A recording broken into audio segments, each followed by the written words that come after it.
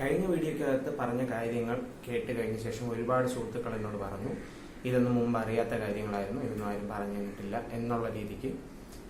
So അതിൻ്റെ ബാക്കിയായിട്ടുണ്ടായ കുറച്ച് thoughts ആണ് ഈ നമ്മുടെ രാജ്യത്തെ സെക്സ് എഡ്യൂക്കേഷൻ എത്രത്തോളം മോശമാണ് എന്നുള്ള കാര്യം. I am gonna tell you my story of sex education. ഞാൻ എങ്ങനെയാണ് ഇതിനെക്കുറിച്ച് പഠിച്ചത് എന്നുള്ള സ്റ്റോറിയാണ് നിങ്ങളോട് പറയാനായിട്ട് പോകുന്നത്. മിക്കവാറും ഒരുവിധപ്പെട്ട പയ്യന്മാരുടെ എല്ലാം സ്റ്റോറി സിമിലർ ആയിരിക്കും. ഇതിന് നിങ്ങൾക്ക് ഒരു തരത്തിലെങ്കിൽ മറ്റൊരു തരത്തിൽ റിലേറ്റ് ചെയ്യാൻ പറ്റുന്ന ഒരു സ്റ്റോറി തന്നെ ആയിരിക്കും എന്ന് എനിക്ക് ഉറപ്പാണ്.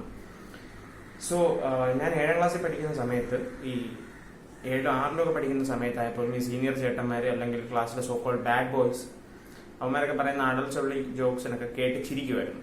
ഓക്കെ, എനിക്കൊന്നും മനസ്സിലാവാറില്ല, പക്ഷേ എനിക്ക് മനസ്സിലാവുന്ന പോലെ ഭാവിക്കുമായിരുന്നു. Because I wanted to appear cool, right. അപ്പോൾ എൻ്റെ സ്കൂളിലേക്ക് ആ സമയത്ത് സ്കൂൾ മാറി വന്ന ഒരു കൂട്ടുകാരുണ്ടായിരുന്നു, എനിക്ക് വളരെ വേണ്ടപ്പെട്ട ഒരു അടുത്ത കൂട്ടുകാരൻ. ഇപ്പോഴും we are very close. Okay, ഈ കൂട്ടുകാരന് ഇതേപോലുള്ള ജോക്കുകൾ കേൾക്കുമ്പോൾ മനസ്സിലാവില്ല. അവന് എന്താണ് ഇതിനകത്ത് ജോക്ക് എന്ന് മനസ്സിലാവില്ല, അവൻ ചിരിക്കുകയില്ല. സോ ഓൺ വൺ ഈവനിങ് അവൻ എന്നോട് ചോദിച്ചു, എടാ നിനക്കിതൊക്കെ മനസ്സിലാവുമല്ലേ? ഞാൻ പറഞ്ഞു എടാ മനസ്സിലാവും. അവൻ പറഞ്ഞു ഓക്കെ, എന്നാൽ എനിക്കൊരു സംശയമുണ്ട്. ഞാൻ പറഞ്ഞു എടാ ഈ ഫസ്റ്റ് നൈറ്റിന് എന്താണ് സംഭവിക്കുന്നത്? അയ്യോ ഷോക്ക്, കാരണം എനിക്കറിയില്ല. ഓക്കെ, പക്ഷേ എനിക്ക് അറിയില്ല എന്ന് ഞാൻ പറഞ്ഞ ഈ ജോക്ക് ഞാൻ കേട്ട് ചിരിക്കുന്നതിനകത്തുള്ള എൻ്റെ ഉടായിപ്പവൻ മനസ്സിലാക്കും. സോ ഐ ഫെൽ, ഞാൻ പറഞ്ഞാ പോടാ അതൊക്കെ വൃത്തികേടാണ്, അതൊന്നും അങ്ങനെ പറയാനൊന്നും പാടില്ല എന്ന് പറഞ്ഞിട്ട് ഞാൻ അവനെ കളിയാക്കി വിട്ടു. ഓക്കെ, അടുത്ത ദിവസം വൈകുന്നേരം ഹി ഗെയിം ടു മീ. ഞാൻ ചോദിച്ചേ എടാ എനിക്കറിയാം. ഞാൻ ചോദിച്ചത് എനിക്കറിയാം ഈ ആദ്യ രാത്രിയിൽ എന്താണ് സംഭവിക്കുന്നതെന്ന് എനിക്കറിയാം. ഓക്കെ, നീ എങ്ങനെ അറിഞ്ഞു? പാവം പറഞ്ഞു, ഞാൻ എൻ്റെ ചേച്ചിയോട് പോയി ചോദിച്ചു. ഈ ചേച്ചി അന്ന് +2 പഠിക്കുന്നതാണ് അവൻ്റെ ചേച്ചി. അപ്പോൾ ലൈക്ക് അവൻ ഇത് എന്നോട് വന്ന് പറഞ്ഞപ്പോൾ I felt like weird. Like നമ്മുടെ ചേച്ചിമാരോടോ അല്ലെങ്കിൽ അനിയത്തിമാരോടോ അങ്ങനെ സഹോദരങ്ങളോട് സംസാരിക്കുന്ന ഒരു ടോപ്പിക് അല്ലല്ലോ ഇത്, മോശമല്ലേ എന്നുള്ളൊരു തോട്ടാണ് എൻ്റെ മനസ്സിലേക്ക് ആദ്യം പോയത്. പക്ഷെ കുറച്ച് കഴിഞ്ഞപ്പോൾ ഞാൻ ആലോചിച്ചു, എനിക്ക് അറിഞ്ഞൂടാത്തൊരു കാര്യം ഇവനറിയാം, ബാക്കി എൻ്റെ ക്ലാസ്സിൽ ഈ ജോക്സ് പറയുന്നമാർക്കും അറിയാം, അപ്പം അറിഞ്ഞൂടാത്ത ഞാൻ മാത്രമേ ഉള്ളൂ. അപ്പം ഐ വാണ്ടഡ് ടു നോ. അങ്ങനെ ഞാൻ അവനോട് തന്നെ ചോദിച്ചടാ ഉള്ള കാര്യം ഞാൻ പറയാം, എനിക്കൊന്നും കേട്ടാൽ മനസ്സിലാവാറില്ല, എനിക്ക് അറിഞ്ഞുകൊണ്ട് എന്താണ് സംഭവിക്കുന്നതെന്ന്. അപ്പം നീ എനിക്കൂടെ പറഞ്ഞു തരണമെന്ന് ഞാൻ അവനോട് പറഞ്ഞു. ആൻഡ് അവൻ പറഞ്ഞു ലൈക്ക് എന്താണ് ആ പ്രോസസ്സ് എന്നുള്ളത് എനിക്ക് പറഞ്ഞു. ഞാൻ ചോദിച്ചു നിനക്കത് ചേച്ചിയോട് ചോദിച്ചപ്പം നാണക്കേടം തോന്നിയില്ല? അപ്പോൾ അവൻ പറഞ്ഞു ഇല്ല, ചേച്ചിയോട് ചോദിച്ചു സംശയം എന്നുള്ളതിലേക്ക്. അപ്പോൾ അവൾ പറഞ്ഞു എന്നായാലും ഒരാൾ അറിഞ്ഞിരിക്കേണ്ട കാര്യങ്ങളൊക്കെ തന്നെയാണിത്, അതുകൊണ്ട് പറഞ്ഞു തന്നു എന്നാണ് പറഞ്ഞത്. പക്ഷെ എന്തോ അന്ന് എനിക്കത് അക്സെപ്റ്റ് ചെയ്യാനായിട്ട് തോന്നിയില്ല. ഇപ്പം ഞാൻ ചിന്തിക്കുന്ന സമയത്ത് ഞാൻ അന്ന് അങ്ങനെ മോശമായി പോയെന്ന് ലൈക്ക് ആ ഒരു വൈകുന്നേരം ആ ഒരു കൂട്ടുകാരൻ എനിക്ക് പറഞ്ഞു തന്നു, അല്ലെങ്കിൽ അവൻ്റെ ചേച്ചി പറഞ്ഞു കൊടുത്ത ആ ഇൻഫർമേഷനാണ് ഈ 12-15 വർഷത്തെ സ്കൂൾ ജീവിതത്തിനിടയിൽ എനിക്ക് ഏറ്റവും കൂടുതൽ ഇൻഫോർമേറ്റീവായിട്ട് തോന്നിയ കാര്യം. ആ ഒരു വൈകുന്നേരമാണ് ഏറ്റവും കൂടുതൽ ഞാൻ ഉപയോഗിച്ചത്. ഈ ഇന്റഗ്രേഷൻ ഒന്നും ഞാൻ എൻ്റെ ജീവിതത്തിൽ ഒരിടത്തും വേറൊരിടത്തും ഉപയോഗിച്ചിട്ടില്ല. ഇത് മാത്രമാണ് എനിക്ക് കിട്ടിയ ഉപയോഗമുള്ള ഒരറിവ് സ്കൂളിൽ നിന്ന്. ദാറ്റ് ഈസ് അതിനുശേഷം ഹൈസ്കൂളിലേക്ക് വരികയാണ്. ഹൈസ്കൂളിലേക്ക് വന്ന സമയത്ത് എൻ്റെ ക്ലാസ്സിൽ പഠിക്കുന്ന മിക്കവാറും പിള്ളേർക്കെല്ലാം പയ്യന്മാർക്കെല്ലാം, ഞാൻ പിന്നീട് പഠിച്ചത് ഒരു പയ്യന്മാർ മാത്രമുള്ള ക്ലാസ്സിലാണ്. എൻ്റെ ഹൈസ്കൂളിൻ്റെ പ്രത്യേകത പെൺകുട്ടികളെല്ലാം കൂടി ഒരു ക്ലാസ് ആണെങ്കിൽ ആ ക്ലാസ്സിൽ പെൺകുട്ടികൾ മാത്രമായിരിക്കും. ചില ഡിവിഷനിൽ പെൺകുട്ടികൾക്ക് വേണ്ടി മാത്രമായിട്ടും ചില ഡിവിഷനിൽ ആൺകുട്ടികൾക്ക് മാത്രമായിട്ടും അങ്ങനെയായിരുന്നു. അതിൽ ആൺകുട്ടികൾ മാത്രമുള്ള ഒരു ഡിവിഷനിലായിരുന്നു ഞാൻ നടന്നത്. സ്വാഭാവികമായും അതിനകത്ത് സംഭവിച്ച എല്ലാ കാര്യങ്ങളും പുറത്തു പറയാനുള്ള like not exactly parliamentary. So ആ ക്ലാസ്സിൽ മിക്കവാറും ഉള്ളവർക്കെല്ലാം ഈ കാര്യങ്ങളെല്ലാം അറിയാം, അവർക്ക് ഇതിനെക്കുറിച്ചെല്ലാം ഒരു ധാരണയുണ്ട്. ആൻഡ് ആ ധാരണകളെല്ലാം ശരിയായിരുന്നോ, കൃത്യമായ ധാരണകളായിരുന്നോ, ഹെൽത്തി ധാരണയായിരുന്നോ എന്ന് എനിക്കറിയില്ല. പക്ഷെ യവന്മാർക്കെല്ലാം എന്നെക്കാളും അറിവുണ്ട് എന്നുള്ളത് മാത്രമാണ് ഞാൻ മനസ്സിലാക്കിയത്. ആ സമയത്താണ് യവന്മാരെല്ലാം കൂടി ചർച്ച ചെയ്യുന്നത് ഞാൻ കേട്ടത്. 9ാം ക്ലാസ്സിൽ ബയോളജിയിൽ ഒരു ചാപ്റ്റർ ഉണ്ട്, സൂപ്പറാണ്. ഓക്കെ, 9ാം ക്ലാസ്സിലെ ടെക്സ്റ്റ് കിട്ടിയ സമയത്ത് ഏറ്റവും ആദ്യം ചെയ്തതാണ് ബയോളജി ടെക്സ്റ്റ് എടുത്ത ചാപ്റ്റർ മറിച്ച് വെക്കുന്നു. അപ്പോൾ 1-2 പടങ്ങളൊക്കെ ഉണ്ട്. അപ്പോൾ ലൈക്ക് എന്തോ ഇൻട്രസ്റ്റിംഗ് സാധനം പഠിക്കാൻ പോകുന്നു എന്നുള്ള ക്യൂരിയോസിറ്റിയേക്കാൾ കൂടുതൽ ഇത് പഠിപ്പിക്കാൻ വരുന്ന ടീച്ചറുടെ ചമ്മൽ എന്തായിരിക്കും, അല്ലെങ്കിൽ എങ്ങനെയാണ് ഒരു ടീച്ചർ ഇത് പഠിപ്പിക്കാൻ പോവുക, അതാണ് ഞങ്ങളുടെ ക്യൂരിയോസിറ്റി. ഓക്കെ, അതാണ് ഒരു ഗ്രൂപ്പ് ഓഫ് പയ്യന്മാരെ ഇൻട്രീഗ് ചെയ്തുകൊണ്ടിരുന്നത്. And to make things interesting ആ ചാപ്റ്റർ ക്ലാസ്സിൽ പഠിപ്പിച്ചതായി എനിക്കൊരു ഓർമ്മയില്ല. ലൈക്ക് അതിനകത്തുള്ള കാര്യങ്ങളുടെ മുകളിൽ കൂടെ ഗ്ലോസ് ഓവർ ചെയ്ത് പോവുക മാത്രമാണ് എൻ്റെ ടീച്ചർ ചെയ്തത്. അങ്ങനെ തന്നെയായിരുന്നു മിക്കവാറും എല്ലാവരുടെയും അനുഭവം എന്ന് ഞാൻ മനസ്സിലാക്കുന്നു. കാരണം പയ്യന്മാർ മാത്രമുള്ള ഒരു ക്ലാസ്സിൽ ഇങ്ങനത്തെ കാര്യങ്ങളെ കുറിച്ച് സംസാരിക്കാൻ പൊതുവെ ടീച്ചർമാർ അത്ര കംഫർട്ടബിൾ അല്ല എന്ന് ഞാൻ മനസ്സിലാക്കുന്നു. എന്തുകൊണ്ടാണെന്ന് എനിക്കറിയില്ല. പ്രോബ്ലി ടീനേജ് പയ്യന്മാരെ ഹാൻഡിൽ ചെയ്യാനുള്ള ബുദ്ധിമുട്ടായിരിക്കും. 10-60 ചെറുക്കന്മാർ ഇങ്ങനെ മുമ്പിൽ ഇരുന്ന് നോക്കിക്കൊണ്ടിരിക്കുന്നതിനിടയ്ക്ക് ഹാൻഡിൽ ചെയ്യാനുള്ള ബുദ്ധിമുട്ട്, I don't know. And thank God ആ സമയത്ത് പരീക്ഷയ്ക്ക് ചോദിച്ചത് 2 ഗർഭനിരോധന മാർഗങ്ങൾ എഴുതുക എന്നുള്ളത് മാത്രമാണ് ആ ചാപ്റ്ററിൽ നിന്ന് ചോദിച്ചത്. എനിക്കറിയാമായിരുന്നു. അത് ഈ വനിതാ ആരോഗ്യ മാസികയൊക്കെ വായിച്ചെനിക്കറിയാമായിരുന്നു. അതുകൊണ്ട് ഞാൻ എഴുതി കോപ്പർട്ടി, കോണ്ടം, അങ്ങനെ 2 ഞാൻ എഴുതി. ഞാൻ ആ പരീക്ഷയ്ക്ക് കുഴപ്പമില്ലാണ്ട് പാസ്സായി. പക്ഷെ ഗർഭനിരോധന മാർഗങ്ങളുടെ ഭാഗമായിട്ട് യൂട്രസ് റിമൂവ് ചെയ്യൽ എന്ന് വരെ എഴുതിയവന്മാർ ആ ക്ലാസ്സിനകത്തുണ്ട്. എന്താണ് സേഫ് സെക്സ്, എങ്ങനെയാണ് സേഫ് സെക്സ് നടത്തേണ്ടത്, അല്ലെങ്കിൽ എന്താണ് ഇതിന്റെ പ്രോസസ് എന്ന് പഠിപ്പിക്കുന്ന ഒരു പാഠമാണ്. അല്ലെങ്കിൽ അതാണ് സെക്സ് എഡ്യൂക്കേഷന്റെ ഉദ്ദേശം. ഈ പറഞ്ഞ പോലെ STIs ഉണ്ടാകുന്നതിൽ നിന്ന് നിങ്ങൾക്ക് എങ്ങനെ തടയാം, അങ്ങനെയുള്ള കാര്യങ്ങൾ. അല്ലാണ്ട് എന്താണ് സൈഗോട്ട്, എന്താണ് ഗ്യാമീറ്റ് എന്നറിയുക മാത്രമല്ല. മിക്കവാറും ആ ക്ലാസ്സുകളിൽ സംഭവിച്ചുകൊണ്ടിരുന്ന ഇതാണ്. ഈ പറഞ്ഞ സൈഗോട്ട് ആവുന്നു, പിന്നീട് അത് ഗ്യാമീറ്റ് ആവുന്നു, അത് ബേബിയായി ഇവോൾവർ ആയിട്ട് വരുന്നു. ഇത്രയൊക്കെ തന്നെയാണ് അത് പറയുന്നത്. അല്ലെങ്കിൽ നമ്മുടെ രാജ്യത്തെ സെക്സ് എഡ്യൂക്കേഷൻ പൊതുവെ നോൺ എക്സിസ്റ്റന്റ് ആണ്, ഇല്ല എന്ന് തന്നെ പറയാം. എങ്ങനെയാണ് സേഫ് സെക്സിൽ ഏർപ്പെടുക എന്നൊന്നും നമ്മുടെ ടീനേജേഴ്സിനോ നമ്മുടെ കുട്ടികൾക്കോ ആരും പറഞ്ഞു കൊടുത്തായിട്ട് എൻ്റെ അറിവില്ല. ഞാൻ പഠിച്ച ഒരു വിദ്യാഭ്യാസ സ്ഥാപനങ്ങളിലോ അല്ലെങ്കിൽ ഒരു എക്സ്പീരിയൻസിലോ ഉണ്ടായിട്ടില്ല. വീണ്ടും ഇതിന്റെ ആക്ച്വൽ ഈ 12ാം ക്ലാസ്സിലൊരു കൂട്ടുകാരൻ ഒരിക്കലും ഇത് പറഞ്ഞു തന്നു എന്നല്ലാണ്ട് ഇതെങ്ങനെയാണ് കാര്യങ്ങൾ എന്ന് ഞാൻ വ്യക്തമായിട്ട് മനസ്സിലാക്കുന്നത് 10ാം ക്ലാസ് പഠിക്കുന്ന സമയത്ത് ഒരു പോൺ വീഡിയോ കാണുന്നതിലൂടെയാണ്. അപ്പോ ആരോഗ്യത്തെക്കുറിച്ച് അല്ലെങ്കിൽ നാച്ചുറൽ ആയ ഒരു പ്രോസസ്സിനെ കുറിച്ച് ഒരു രാജ്യത്തെ യുവാക്കൾ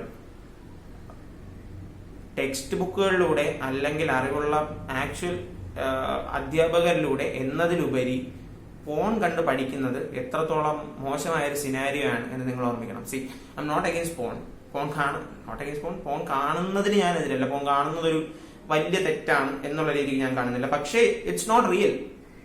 അതിൽ കാണുന്ന കാര്യങ്ങളല്ല യഥാർത്ഥത്തിൽ സംഭവിക്കുക, അല്ലെങ്കിൽ അത് അങ്ങനല്ല സേഫ് സെക്സ് പ്രാക്ടീസ് ചെയ്യുക എന്നുള്ളതിനെ കുറിച്ച് എനിക്കൊരു ധാരണയുണ്ട്. പക്ഷേ ഫോൺ മാത്രം കണ്ട് സെക്സ് എഡ്യൂക്കേഷൻ ഉണ്ടാകുന്ന ഒരു കുട്ടിക്ക് അത് പ്രത്യേകിച്ച് അറിയണമെന്നില്ല. ആൻഡ് ആർക്കോ വേണ്ടിയിട്ടൊരു കൗൺസിലിംഗ് ക്ലാസ് പോലെയുള്ളത് ചില സ്കൂളുകളിലൊക്കെ നടത്താറുണ്ട്. അതിനുശേഷം ഒരു നമ്പർ തന്നിട്ട് നിങ്ങൾക്ക് സംശയങ്ങളുണ്ടെങ്കിൽ വിളിച്ചു ചോദിക്കാം എന്നുള്ള രീതിക്ക് ചോദിക്കുന്നുണ്ട്. അത് മിക്കവാറും നമ്മളെല്ലാവരും വളരെ തമാശയായിട്ട് എടുത്തൊരു സാധനമാണ്. ആ നമ്പറിലോട്ടോ അല്ലെങ്കിൽ കൗൺസിലറോട്ടോ നമുക്ക് ചോദിക്കാനുള്ളത് സ്വയംഭോഗം ചെയ്താൽ മെലിഞ്ഞു പോകും, അങ്ങനെയുള്ള ചോദ്യങ്ങളൊക്കെയാണ്. അല്ലെങ്കിൽ കാഴ്ച പോകും എന്നൊക്കെയുള്ള ചോദ്യങ്ങളാണ്. നമ്മൾ ഒരിടത്തും ഇത് പഠിപ്പിച്ചിട്ടില്ല. ഓക്കെ, ഇപ്പോഴും വിവാഹത്തിന് ശേഷം ഹെൽത്തി ആയ സെക്സ് എങ്ങനെയാണ് എന്ന് മനസ്സിലാക്കാൻ പറ്റാത്തത് കൊണ്ട് ഒന്നും വേണ്ട. ഈ ആരോഗ്യ മാസികയിലൊക്കെ വരുന്ന ഈ ഡോക്ടറോട് ചോദിക്കാൻ പോലുള്ള കോളംസ് എടുത്തു നോക്കാം. മിക്കവാറും അവിടെ ചോദിക്കപ്പെടുന്ന ചോദ്യങ്ങളെല്ലാം വളരെ സ്വാഭാവികമായ എന്ന് നമുക്ക് തോന്നുന്ന തരത്തിലുള്ള ചോദ്യങ്ങളാണ്. പക്ഷെ അതറിയാത്ത ആൾക്കാരുണ്ട്. അതറിയാത്ത ആൾക്കാർ ഇപ്പോഴും നമ്മുടെ ഇടയ്ക്കുണ്ട്. എന്താണ് ഇതിന്റെ പ്രശ്നങ്ങൾ പലതാണ്. ഒന്ന്, സ്വാഭാവികമായ കുടുംബജീവിതത്തിന്റെ നടത്തിപ്പിനുണ്ടാകുന്ന തടസ്സം. 2, നമുക്കുണ്ടാകുന്ന കൾച്ചറൽ പ്രശ്നം. സെക്സ് എന്ന് പറയുന്ന സാധനം. ഈ വീഡിയോക്കകത്ത് തന്നെ ഞാൻ ഈ വാക്ക് എത്ര തവണ പറഞ്ഞു എന്നുള്ളത് ആലോചിക്കണം. ഇത്രയും കോൺഫിഡന്റ് ആയിട്ട് ഈ വാക്ക് പറയാനായിട്ട് കഴിഞ്ഞൊരു 3-4 വർഷങ്ങൾക്ക് മുമ്പ് വരെ എനിക്കത് സാധിക്കുമായിരുന്നില്ല. കാരണം എന്തോ ഷെയിംഫുള്ളായ ഒരു കാര്യമാണ്, ഒളിച്ചു വെച്ച് ചെയ്യേണ്ട ഒരു കാര്യമാണ്. പ്രൈവസി ഓഫ് കോഴ്സ്, പക്ഷെ എന്തോ നാണക്കേടുള്ള ഒരു കാര്യമാണ് എന്നുള്ള നിലയ്ക്കാണ് നമ്മുടെ കൾച്ചർ പറഞ്ഞ് പഠിപ്പിച്ചു വെച്ചിരിക്കുന്നത്. It's not, it's a very natural thing. അതൊന്നാമത്തെ കാര്യം. 2ാമത്തെ കാര്യം, ഈ പോൺ വീഡിയോകളിലൂടെയും മറ്റ് നമ്മൾ മനസ്സിലാക്കി വെച്ചിരിക്കുന്നത് ആണ് പെണ്ണിനെ ഡോമിനേറ്റ് ചെയ്യുന്ന കൈൻഡ് ഓഫ് എന്തോ ഒരു കാര്യമാണ് എന്നുള്ള നിലയ്ക്കാണ്. അല്ലെങ്കിൽ ഡോമിനേറ്റ് ചെയ്യുന്ന പെണ്ണൊരു ഫ്രീക്കാണ് എന്നുള്ള രീതിക്കാണ് നമ്മൾ കാര്യങ്ങൾ മനസ്സിലാക്കി വെച്ചിരിക്കുന്നത്. അതാണ് ഈ റേപ്പ് കൾച്ചറിന്റെ ഏറ്റവും അടിസ്ഥാനപരമായ പോയിന്റ്. റേപ്പും സേഫ് സെക്സും തമ്മിൽ വലിയ വ്യത്യാസമൊന്നും ഇല്ല എന്നുള്ളതാണ് നമ്മൾ അതിനകത്ത് നിന്ന് മനസ്സിലാക്കി വെച്ചിരിക്കുന്നത്. എന്ത് അതിക്രമം ഒരു പെണ്ണിന്റെ മേൽ കാണിച്ചാലും അത് സെക്സ് പോലൊരു കാര്യമാണെങ്കിൽ അവൾ അത് എൻജോയ് ചെയ്തോളും എന്നുള്ള മനസ്സിലാക്കലാണ് ഈ പറഞ്ഞ റേപ്പ് വിക്ടിംസിനെ അവരുടെ റേപ്പിസ്റ്റിനെ കൊണ്ട് കല്യാണം കഴിപ്പിക്കുക, അല്ലെങ്കിൽ അവളുടെ ഡ്രസ്സ് കാരണം ഇത് സംഭവിച്ചതാണ് എന്നുള്ള രീതിക്ക് മനസ്സിലാക്കുക. നോ, കൺസെന്റ് എന്ന് പറഞ്ഞൊരു കൺസെപ്റ്റിനെ കുറിച്ച് നമ്മൾ ആരും മനസ്സിലാക്കുന്നില്ല. കൺസെന്റിനെ കുറിച്ച് ഡീറ്റെയിൽഡ് ആയിട്ട് പറയേണ്ടതാണ്, അത് മറ്റൊരു വീഡിയോയിൽ പറയാം.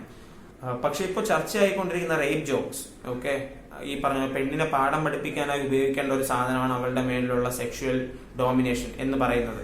ഇതെല്ലാം പ്രോപ്പർ സെക്സ് എഡ്യൂക്കേഷൻ ഇല്ലാത്തത് കൊണ്ടുണ്ടാകുന്ന പ്രശ്നങ്ങളാണ്. പിന്നെ കൾച്ചറലി ഉള്ള ഇൻഫ്ലുവൻസസ് ഒരുപാടുണ്ട്.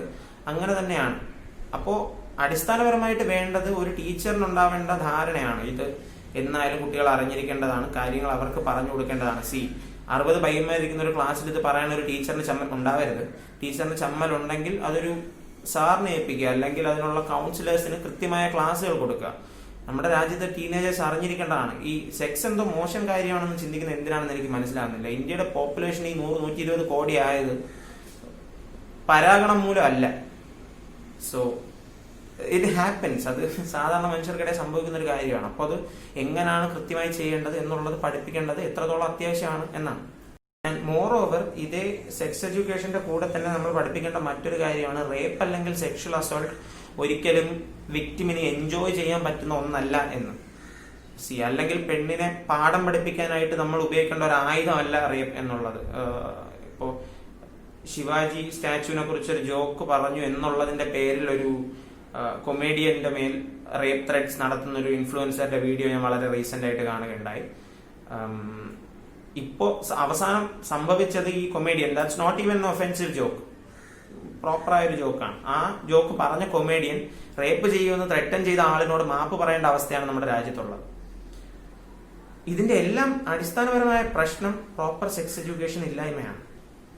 ഒരു റേപ്പ് അറ്റംപ്റ്റ് അല്ലെങ്കിൽ ഒരു സെക്ഷൽ അസോൾട്ട്, എന്തിന് ബസ്സിനകത്ത് പോകുന്ന പെൺകുട്ടി അവളെ അനുവാദമില്ലാതെ സ്പർശിക്കുന്നത് പോലും എത്രത്തോളം വലിയ സ്കാറാണ് അവളിൽ ലീവ് ചെയ്യുന്നത് എന്നുള്ളത് ആരെയും കുട്ടിക്കാലം തൊട്ട് ആരും പഠിപ്പിക്കുന്ന ഒരു സാധനമല്ല. പെൺകുട്ടികളോട് സംസാരിക്കുകയാണെങ്കിൽ, അവര് നിങ്ങളോട് സംസാരിക്കുകയാണെങ്കിൽ നിങ്ങൾക്കത് അറിയാൻ പറ്റും. അല്ലാണ്ട് പഠിച്ചിരിക്കേണ്ട കാര്യമാണ്, ഇത് അറിഞ്ഞിരിക്കേണ്ട കാര്യമാണ്. ഇത് എന്തുകൊണ്ട് പഠിപ്പിക്കുന്നില്ല എന്നുള്ളത് നമ്മൾ പരസ്പരം ചോദിക്കേണ്ട ഒരു ചോദ്യത്തിന്റെയാണ്. So what I want to tell you guys is, എന്റെ ഫ്രണ്ടിന്റെ സഹോദരിയെ പോലെ ആവുക. നിങ്ങളുടെ അനിയന്മാർ, അനിയത്തിമാർ, അല്ലെങ്കിൽ കാര്യങ്ങൾ കേട്ട് മനസ്സിലാക്കേണ്ടവർ അവരുണ്ടെങ്കിൽ അവർക്ക് കാര്യങ്ങൾ പറഞ്ഞു കൊടുക്കുക. എന്താണ് പ്രോപ്പർ വേ? അതിനായിട്ട് ആദ്യം നിങ്ങൾ ഇതിനെക്കുറിച്ച് പഠിക്കുക, നോട്ട് ഫ്രം പോൺ.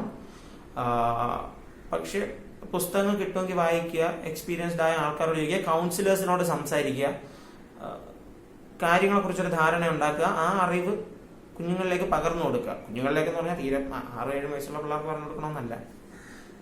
ഒരു ടീനേജറിന് ഈ പ്രായപൂർത്തിയാവുന്ന പ്യൂബർട്ടി എത്തുന്ന പ്രായത്തിൽ ഈ കാര്യങ്ങൾ പറഞ്ഞു കൊടുക്കുക. ഈ പറഞ്ഞ പോലെ നന്നായി ജീവിക്കണം, അടങ്ങി ഒതുങ്ങി ജീവിക്കണം എന്ന് പറയുന്നതിനോടൊപ്പം ഇതും കൂടി പഠിപ്പിക്കുക. അവർക്ക് ജീവിതത്തിൽ ഗുണമുള്ള കാര്യങ്ങളും കൂടി പറഞ്ഞ് മനസ്സിലാക്കുക. It's the whole point.